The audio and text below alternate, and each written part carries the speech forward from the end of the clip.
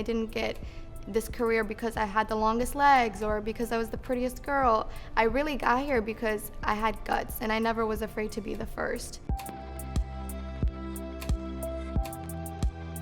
Refugees come in different faces, they have different stories. It's a large group of people. I think kids don't really know about titles and like, oh, you're a refugee or status, but you do know community, you know friendship, you know love, and those were all the things that I had in my childhood. You moved to the States when you were 7. Describe your early impressions of when you came to this country. In the camp, we had a few maybe inaccurate representations of what America would be and what life would be like. Basically check all the pain and struggles at the door when you enter the country.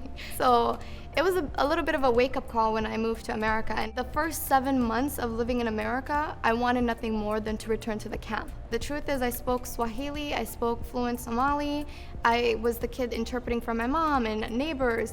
And then coming to this country and not being able to speak the language was really hard for me.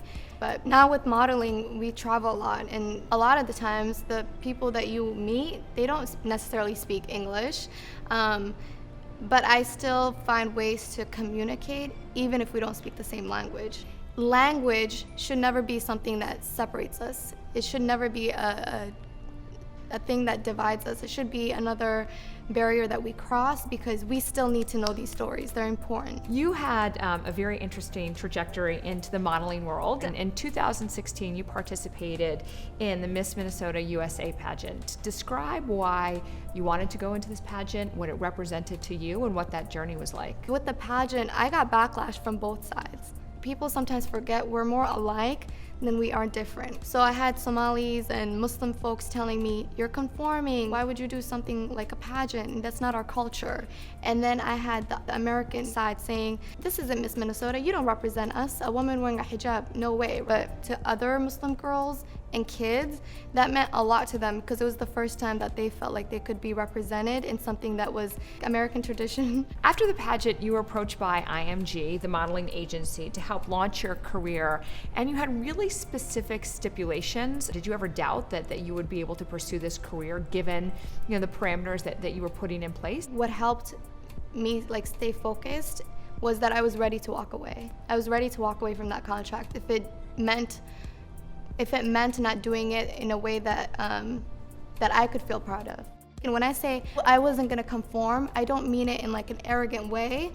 And it was about having a conversation. I talked to them about my requirements, what I'm comfortable wearing, what specifically they look like. And I understand, I totally understand. It's the first time that this is happening in high fashion, but I wanna help. So every shoot, even now, I still carry around my hijabs in case they don't have it on set. I bring turtlenecks, I bring long sleeve shirts, I bring extra pair of leggings. So I always come prepared with a suitcase in case the stylist doesn't have something. It's a learning process for both of us. You talked about your modeling as a platform to also have really positive influence. What was that like for you to come back to the camp after this journey and to be in such a different position in your life, but to still feel so connected to that experience? When I went back, I got to see my childhood replay in my head, and I got to meet those very kids that were still there, that were still going to school. And one of my proudest accomplishments was telling them and honestly looking at them face to face and telling them, I got to grow. There's life, there's hope, there's so much out there waiting for you outside of this camp.